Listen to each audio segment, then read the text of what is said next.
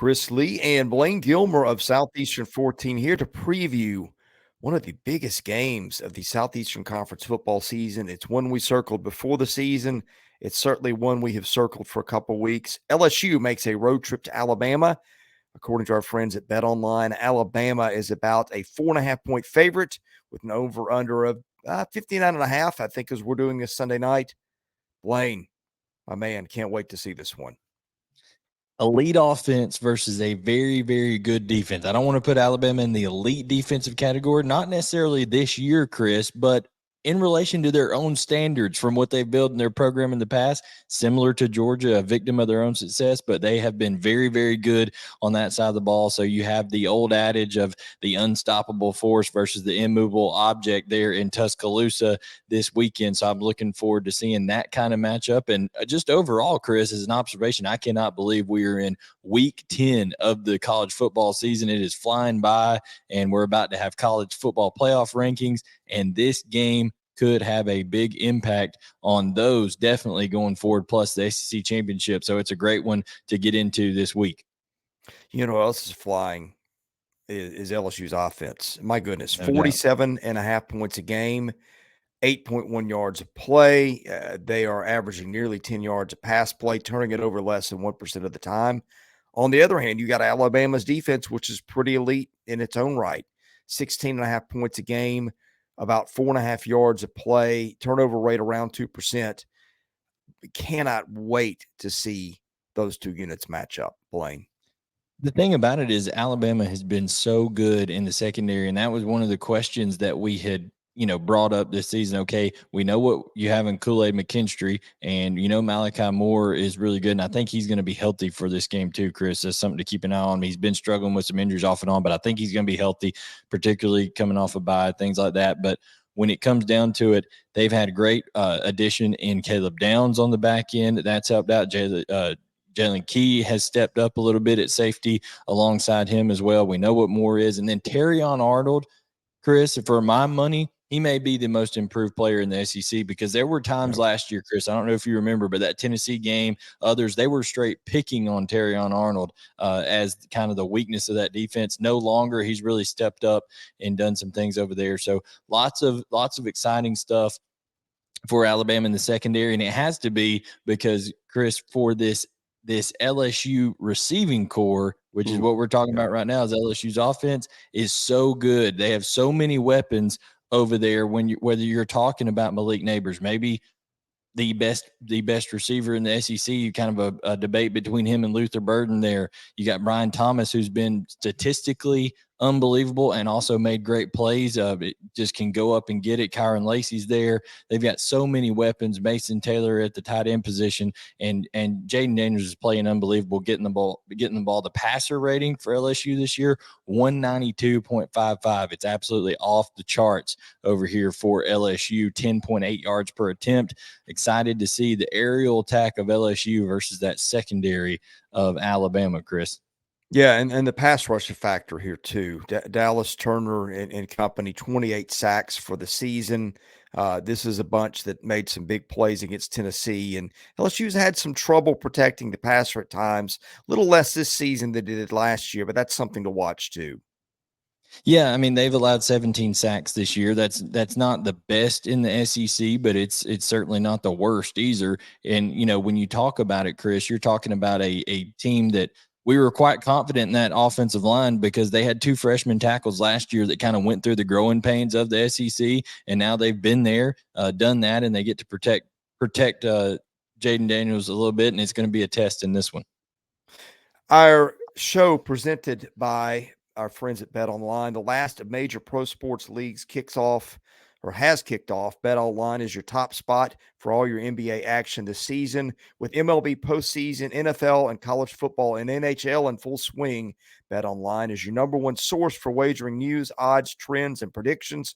Get everything NBA at your fingertips, both desktop and mobile access for every sport, anytime. Head to BetOnline today to get in the action. Don't forget to use promo code BELIEVE. That's BLEAV. Receive 50% off your welcome on your welcome bonus on your first deposit. BetOnline, where the game starts.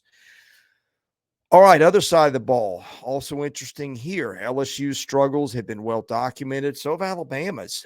But LSU has played much better the last 2.5 games on the defensive side. And look, a lot of that has to do with opposition. Army, a shutout last time out.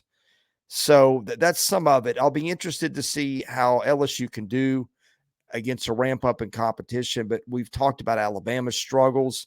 The Crimson Tide only averaging 5.9 yards per play, although LSU giving up 6.1. Alabama has allowed an amazing 35 sacks. LSU not really a team that gets after the passer, but certainly has got the talent. Alabama's run game has been very pedestrian by Alabama's standards. Jalen Milroe has been hit and miss, but can hit some big pass plays. I'm very interested to see how Milroe responds with the bye week. He's been getting better, and so is LSU's defense, but it's not going to have faced an offense anything like the one it'll see with Alabama in terms of talent. Even with Alabama's struggles, this is going to be better than most of the ones that the Tigers have faced. Oh yeah, I mean when you're talking about a LSU defense, and when's the last time you heard this, Chris? That is allowing just under 400 yards per game. I mean that is mind-boggling from what we've seen in the past. Remember back when these teams played in the BCS championship, back when Les Miles was coaching this team, and it was just an absolute struggle to even get a yard for either team. You had some key plays there in just brutal matchups. I think they had a 9-6 game early on in that year as well, where they had end up having a rematch. So I mean, gone are those days. We're more in the modern college football days where everybody's spreading it out and slinging it around, except Alabama, who, what did we say, Chris, at the beginning of this year? They wanted to be bully ball, right? They wanted to bring back that physicality, that toughness. That's what Tommy Rees was brought in for from Notre Dame. Nick Saban liked that. And certainly in the second half of that Tennessee game, they showed that dominance, being able to push Tennessee's defensive front around and being able to establish Jace McClellan and get him going. I do think that I'm very intrigued by the 35 sacks allowed for Alabama, because if there's one thing that Harold Perkins can line up and do, it is rush the passer. And if I'm Brian Kelly, I throw everything I've tried to do with Harold Perkins about making him a quote unquote complete linebacker out the window. And I say, go line up over Caden Proctor and rush the quarterback till your tongue is wagging over there. I mean, I keep going after Jalen Milroe. That's what I would do if I was LSU. And you know, it is a little mind-boggling because we talked about all those guys that they had over there with Mason Smith and Harold Perkins. Yes, they brought in a bunch of new guys in the secondary, and that's taken some time to gel. But you're exactly right. They've looked a little bit better against some weaker competition as of late on defense. Of course, the offense, as we talked about, hasn't faltered at all, and that also helps your defense look a little bit better at times. But they need to be able to play a complete game. And Alabama, what they've tried to do, Chris, is be able to be efficient on early downs, but also they are a shot play offense. They like to hit the explosive play down the field on you, and that's where most of their offense is generated from. They'll be patient, and then it's Milroe to Burton down the field, who's become a true home run target and a guy that has really been the security blanket for Milroe as he's been developing as Alabama's quarterback. All right, let's get to some predictions. But first, a few things I want to throw at you here with the line and the over-under, the predicted final here, Alabama 32, LSU 28.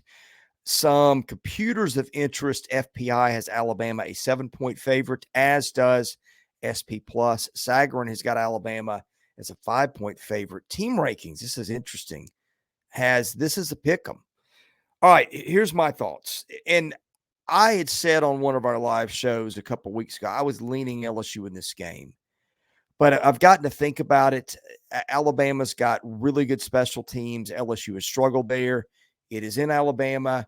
You have seen Nick Saban since that Texas loss get his team up for two really big games with Ole Miss and Tennessee, and won those going away, although the Tennessee one, my goodness, that was a struggle. Alabama trailed by 13 at half. But there's just that little nagging voice in my head. And look, I think Brian Kelly is an outstanding coach. But it's that little nagging feeling that says don't pick against Nick Saban in big games at home.